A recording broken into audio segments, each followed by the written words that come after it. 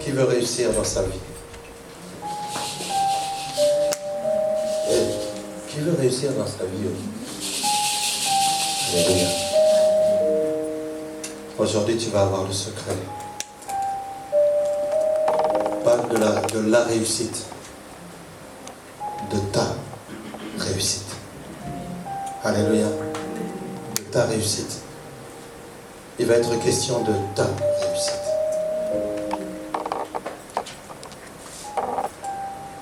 La semaine passée,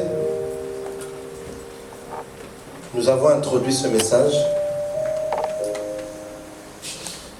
en parlant de la réussite, bien sûr, dans la définition des hommes.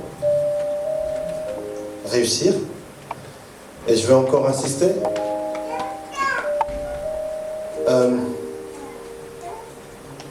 C'est la réussite de la bonne manière qui est intéressante ici. Alléluia.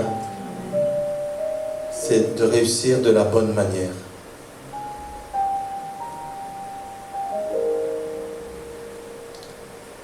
Et Dieu, en parlant de réussite, il va dire, je désire que tu...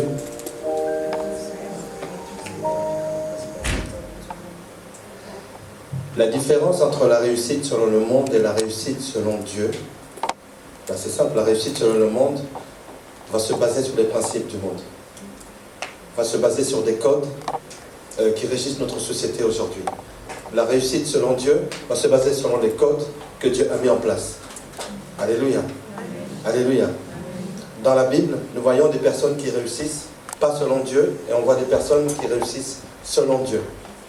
Et j'ai toujours remarqué que les personnes qui ont toujours réussi selon Dieu sont des personnes qui amènent cette notion de prospérité à l'infini.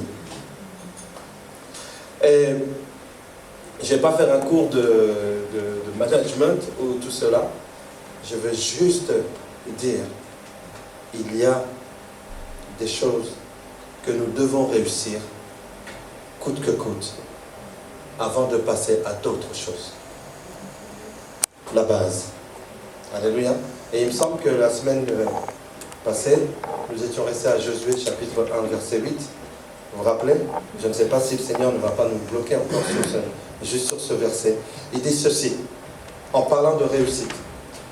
Toi qui veux réussir, ou même qui est déjà lancé dans les choses qu'on veut réussir, que ce soit une entreprise, que ce soit un projet de mariage, que ce soit un projet de... que sais-je? Un projet, ton projet. Alléluia. Le secret, il est là. Il est déjà là. Que ce livre. Est-ce qu'on peut se lever pour la première lecture, s'il vous plaît?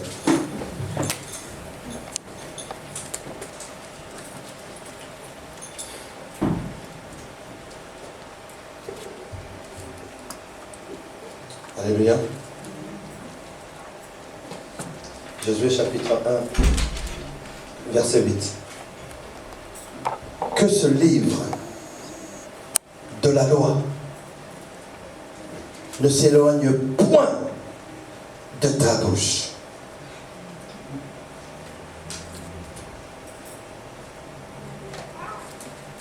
Et la semaine passée, on s'est arrêté, ne s'éloigne point de ta bouche. Rien que le début nous donne déjà la marche à suivre. Rien que le début, que ce livre de la loi ne s'éloigne pas de ta bouche. Ça veut dire que, je disais que vraiment ta bouche doit être toute proche. Alléluia. Alléluia. On dit quelque part que c'est de l'abondance du cœur que la bouche parle. En fait, ce que le prophète veut dire par là, ce que Dieu veut dire par là au travers du prophète, quand il dit que ce livre de la loi ne s'éloigne point de ta bouche, quelque sorte que ce livre de la loi ne s'éloigne jamais de l'abondance de ton cœur. Il faut que ton cœur soit connecté à toutes les paroles qu'il y a dans le livre saint. C'est le début du commencement de ta réussite en tout point. En tout point, je le dis bien, en tout point. Il continue. Point virgule. Médite-le jour et nuit. Jour et nuit. Jour et nuit. Tu dois méditer quoi? Le livre. Le livre lequel? De la loi. Laquelle? De l'Éternel. Amen. Je continue. Pour agir. Ah, ça y est, c'est là où il y a l'acte. Pour agir fidèlement. Que quelqu'un dise fidèlement. Selon tout ce qui est écrit. Car c'est alors que tu réussiras dans tout ce que tu entreprendras. Alléluia. Est-ce que nous pouvons nous asseoir? C'est la parole du Seigneur. Merci d'avoir respecté ce temps de lecture debout. Ok, déjà, je veux réussir. Bien. Et il dit qu'il faut d'abord que les paroles, la parole ne s'éloigne pas, en fait, de mon cœur. Alléluia. Et moi je sais que, comme le dit la parole, la Bible, qu'elle est esprit et vie. Il faut absolument, absolument, que l'abondance qu'il y a dans mon cœur amène des paroles de vie. Amen. Alors qu'est-ce qui est abondant dans ton cœur? Non, franchement, il faut faire le ménage. Il faut faire le ménage. Est-ce que c'est l'amertume? Est-ce que c'est des blessures intérieures, etc. Il faut faire le ménage. Il faut faire le... Absolument. Absolument. Si tu veux commencer à réussir. Comment est-ce que tu peux être même, comment dire, un cadre, si je puis dire, dans ton affaire, si ton cœur n'est pas tranquille? Alléluia. Il y a beaucoup de cadres qui pètent des plombs. Qui pètent des plombs. Il y a un frère qui était dans les affaires, ça date il y a des années. Lui, c'était un homme d'affaires, mais qui a donné sa vie au Seigneur plus tard. Vous savez ce qu'il faisait pour pouvoir bien se décharger mentalement? Il engageait une personne qui le fouettait pendant 1 heure. Pourtant, il avait un compte en banque bien et tout. Est-ce que c'est ça réussir? En fait, est-ce que c'est ça réussir, d'avoir, d'accord, tout ce qu'il faut, avoir une belle voiture, etc. Mais aimer qu'on puisse me fouetter tous les soirs pendant 1 heure. Bien aimé, ce ne sont pas les biens d'une personne, alléluia, qui font qu'elle a réussi dans la vie. Le verset, nous l'avons, nous allons le revoir. Et la semaine passée, nous avons parlé de la réussite selon le dictionnaire. Alléluia. Tout le monde veut réussir. On avait dit que la réussite, on veut la réussite matérielle. Alors, la définition, c'était d'atteindre des objectifs visibles, des objectifs palpables. Nous, on veut des objectifs palpables. Ça peut être de l'argent, ça peut être un statut, ça peut être une notoriété, ça peut être ceci, cela. Ce n'est pas mauvais, mais quelle est la base? Amen. Ce n'est pas mauvais, encore une fois, je dis, mais il faut revoir la base, revoir les fondations. On veut une réussite sociale, etc., etc. Ça, on a vu la semaine dernière. Amen. Pour aujourd'hui, nous allons voir ce que l'Hébreu va nous dire. Amen. L'Hébreu, lui, va nous dire tzalak. Tzalak, c'est le mot réussir en hébreu. Pourquoi est-ce que je prends toujours l'hébreu? Tout simplement parce que l'hébreu, je prends vraiment l'hébreu biblique. Dans la Bible, vous allez trouver l'araméen, l'hébreu et le grec. Le grec, c'est le Nouveau Testament. Si vous voulez savoir des significations en grec, vous allez dans le Nouveau Testament, vous aurez toutes les significations en grec. Et si vous voulez connaître les significations des mots en hébreu, c'est que l'Ancien Testament. Vous pouvez aller dans le Nouveau Testament si vous faites un peu d'études hébraïques. Ça, c'est la petite parenthèse. Amen. La définition. Alors, est-ce que je peux avoir ma petite définition? Je vais la voir. Alléluia. Tzalak. En hébreu, ça signifie, regardez la différence. Hein. Ils disent que c'est progresser et avancer puissamment. Jusque-là, ça va. On n'est pas obligé d'être forcément dans le monde chrétien pour savoir qu'il faut progresser et avancer puissamment. Mais seulement, moi j'aime beaucoup, je préfère la définition en hébreu, parce que la définition en français que nous connaissons, c'est vraiment de réussir matériellement, etc. Mais dans Tzalak, tu as la progression et d'avancer puissamment. Amen. Être prospère et efficace. Avoir du succès dans une mission ou une entreprise. Alléluia. Et écoutez la définition. Tzalak. Et c'est celle-là que je veux te donner aujourd'hui. Être rendu capable par Dieu d'accomplir sa volonté. C'est ça la réussite. Est-ce que quelqu'un peut dire? Je crois d'aller acclamer. Bon, je comprends si tu n'acclames pas, parce que peut-être c'est un nouveau concept. Réussir, c'est être rendu capable par Dieu d'accomplir sa volonté.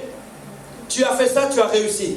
Tu as fait ça, tu as la base pour réussir dans tous les cas de figure.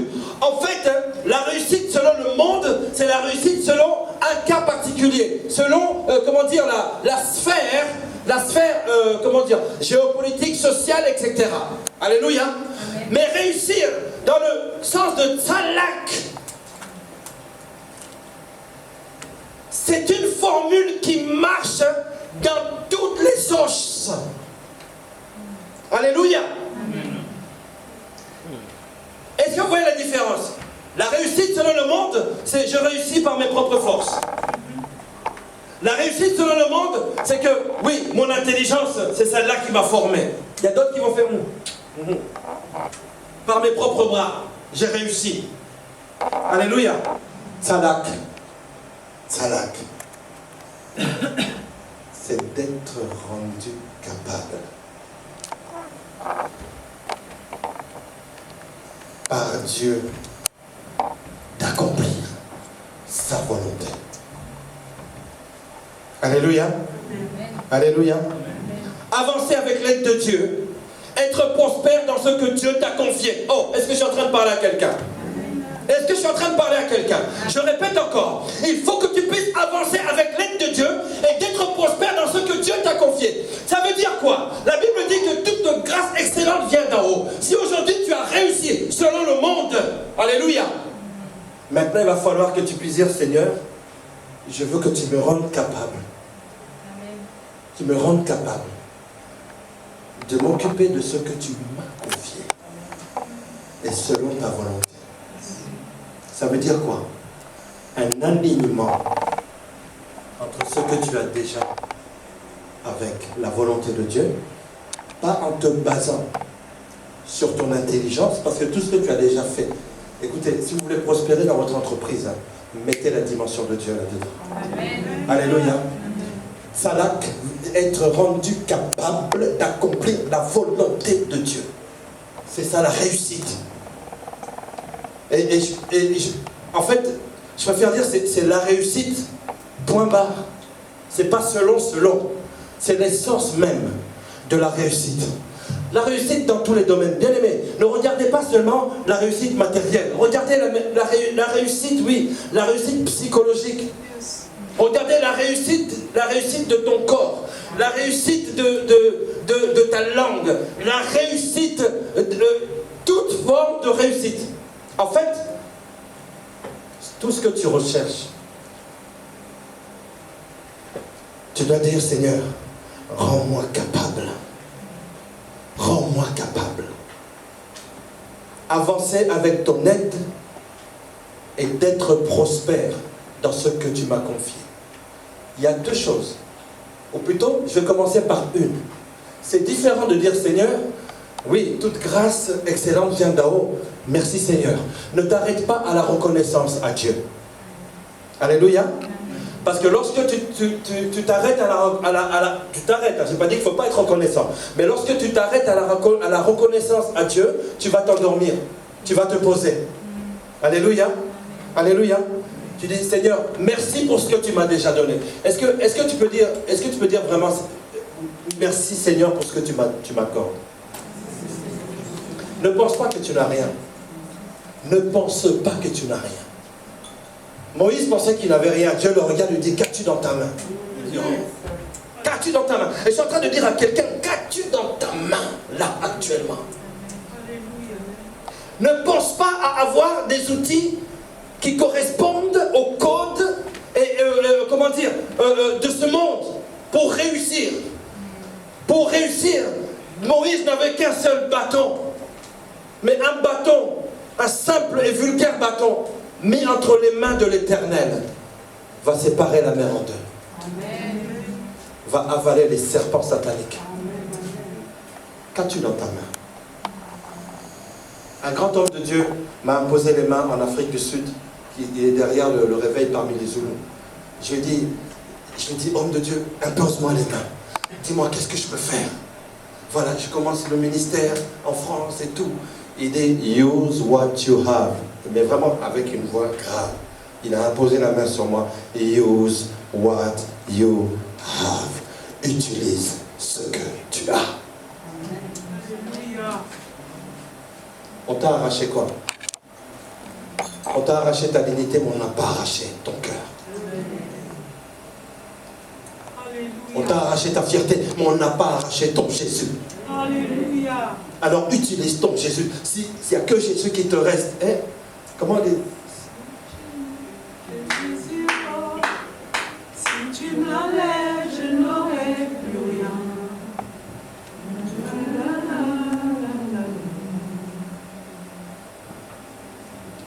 En fait, pour que tu puisses te dire, Seigneur, rends-moi capable de prospérer dans ce que tu me confies, il faut qu'à un moment donné, tu puisses être dans une situation que Dieu lui-même peut provoquer, que tu puisses être là. Je n'ai que Jésus. Je n'ai que Jésus. Si tu l'enlèves, je n'aurai plus rien. Je n'ai que Jésus. Je n'ai que Jésus.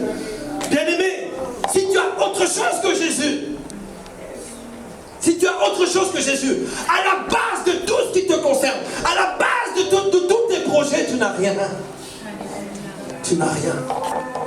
Et si on t'a enlevé Jésus, tu n'es plus rien.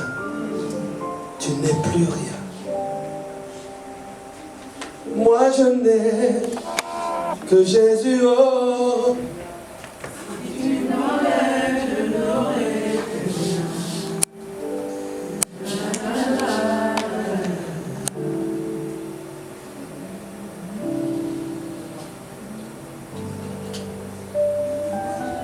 Qu'as-tu dans ta main?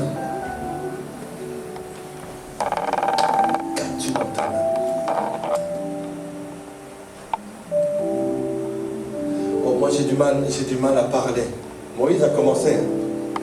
Oh, moi j'ai du mal à parler, j'ai la langue embarrassée, je ne sais pas comment. Qu'as-tu dans ta main? Qu'est-ce que tu as? En gros, quel est l'outil qui est à ta disposition pour que tu puisses l'utiliser? Alléluia. En fait, c'est un... tu es un outil qui va utiliser un outil. Salak, c'est réussir selon la volonté de Dieu. C'est de faire prospérer, écoute-moi bien, je le répète encore, ce que Dieu t'a confié. Il t'a confié quoi? Alléluia. Il t'a donné quoi? Qu'est-ce que tu as? Il faut absolument que tu puisses le faire prospérer. Ne cours pas derrière ta dignité. Ne cours pas derrière la notoriété. Ne cours pas derrière to be famous. Ne cours pas derrière ça. Ne cours pas derrière ça. Ça viendra avec ton Jésus. Avec ton Jésus. Et si, bien-aimé, et si tu continues à être têtu, Dieu te ramènera à vas dire, moi je n'ai que Jésus. Alléluia. Moi je n'ai que Jésus. Et vaut mieux que tu fasses maintenant. Alléluia. Parce que je suis en train de dire ceci. Tout ce que tu as déjà acquis, par tes propres forces ou par la grâce de Dieu. Alléluia. Dieu te dit, je te les confie pour que tu puisses les faire prospérer selon ma volonté. Voilà la définition de réussir. De réussir, c'est celle-là. Alléluia. J'aimerais que tu puisses prier. Seigneur, rends-moi capable d'accomplir ta volonté. C'est ça la réussite, ça là que c'est ça. Rends-moi capable d'accomplir ta volonté. Et alors tu pourras marcher avec puissance et progresser avec puissance.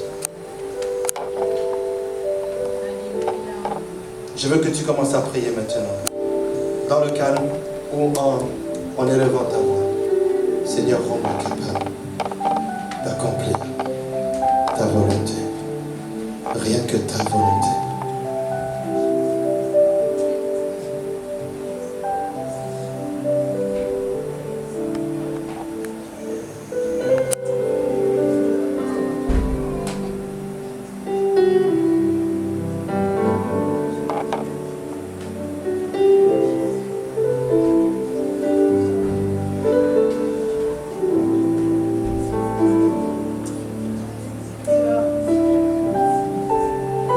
Alléluia.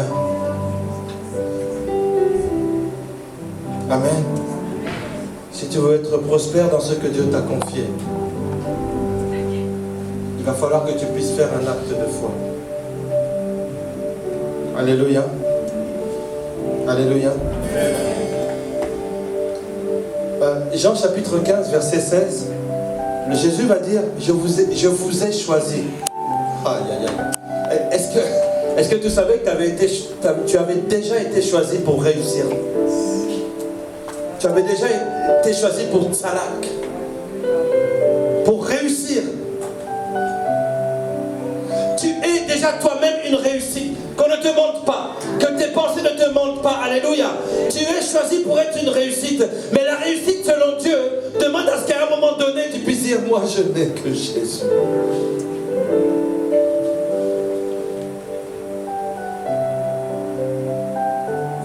Je vous ai choisi afin que vous alliez et que vous portiez du fruit qui demeure.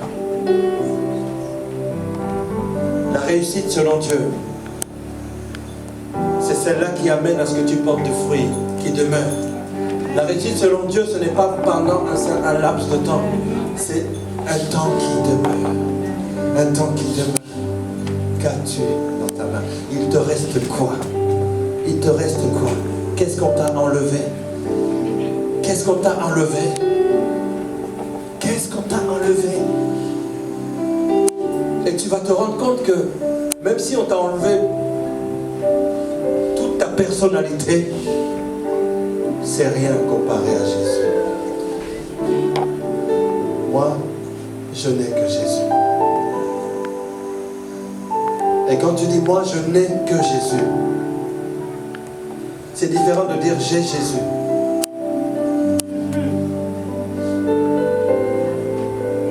C'est différent de dire j'ai Jésus. Parce que quand tu dis j'ai Jésus avec ceci, avec cela. Mais quand tu dis je n'ai que Jésus, il y a déjà cet état d'humilité. C'est tout ce qui me reste. C'est tout ce qui me reste. Alléluia. Oh, Joseph a-t-il réussi selon les hommes? Non. Non. C'est un esclave et un prisonnier. Alléluia.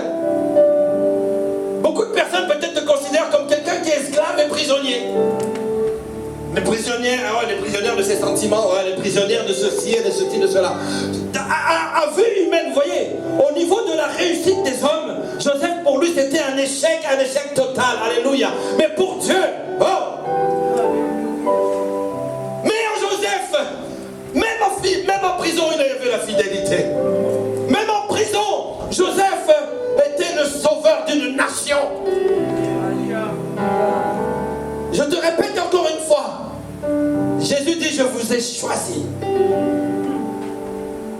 afin que vous portiez des fruits et des fruits qui demeurent. Alléluia. Moïse, oh non, un fugitif, d'ailleurs, un assassin et un fugitif. Ça, c'est selon les hommes, il n'a pas réussi. Mais selon Dieu, il en a fait un libérateur pour toute une nation. Il y a des personnes ici qui sont des libérateurs pour leur lignée, pour leur famille. Et je dirais même pour leur nation. Il suffit à un moment donné de dire, Seigneur, je veux faire prospérer ce que tu m'as confié. Ah ah. Wow. Et s'il t'a confié Jésus, que Jésus, alors fais prospérer Jésus dans ta vie. Et tes affaires vont prospérer. Fais prospérer Jésus dans ton cœur. Et tout ce que tu accompliras, tu réussiras selon Josué chapitre 1, verset 8. Fais prospérer ce que Dieu t'a confié. Il t'a confié la foi. Tu as ta foi. Tu as Jésus. Avec Jésus, tu peux aller plus loin que sans Jésus. Alléluia. Alléluia. Oui, il faut avoir l'humilité aujourd'hui de dire, c'est vrai, c'est vrai. Vous dites que je n'ai pas vraiment réussi. Mais je n'ai que Jésus. Au moment où tu dis je n'ai que Jésus, la puissance du nom de Jésus va venir resplendir dans ta vie. C'est le nom le plus élevé. C'est le nom le plus haut. Est-ce que tu imagines quand tu dis moi je n'ai, pour l'instant il n'y a rien. Que il n'y a rien. J'ai, quand tu vas commencer à dire j'ai, il y a des genoux qui vont fléchir. Quand tu auras fini de dire Jésus, toute langue va confesser qu'il est le Seigneur. Toute langue confessera que Jésus-Christ est Seigneur. C'est pourquoi tous genoux fléchissent dans les cieux, sur la terre, sous la terre. Toute langue confesse que Jésus est Seigneur. C'est pourquoi tous genoux fléchissent dans les cieux, dans ton cœur, sous la terre. Toute langue confesse que Jésus est Seigneur. Est-ce qu'il y a une langue qui veut confesser que Jésus est Seigneur? Est-ce que tu veux le dire Jésus-Christ est Seigneur? Est-ce que tu veux dire Jésus-Christ est Seigneur? Alléluia. Alléluia. Je vais te faire un acte de foi. Alléluia. Amen. Amen. Dieu veut te rendre capable d'accomplir les choses selon sa volonté. Dieu amène la réussite dans ta vie. Celui qui dit je n'ai que Jésus, va à l'autel, pose-toi là-bas et commence à dire Seigneur, je confesse ton nom. Je confesse ton nom. Va à l'autel, touche l'autel, va à l'autel. Alléluia. Alléluia. Avance-toi et tu dis Seigneur, Seigneur, rends-moi capable. Rends-moi capable. Rends-moi capable. Oui, touche l'autel, touche l'autel, touche l'autel, touche les colonnes, touche l'estrade. Tu dis Seigneur, rends-moi capable de faire prospérer ce que tu m'as confié. Alléluia. Alléluia. Alléluia. Alléluia. Est-ce que tu peux maintenant dire moi je n'ai que Jésus?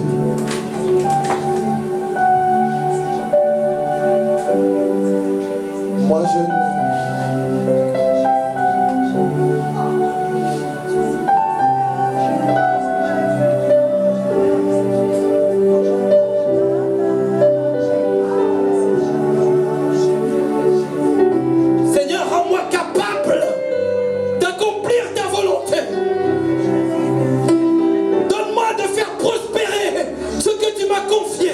Aujourd'hui, c'est Salak.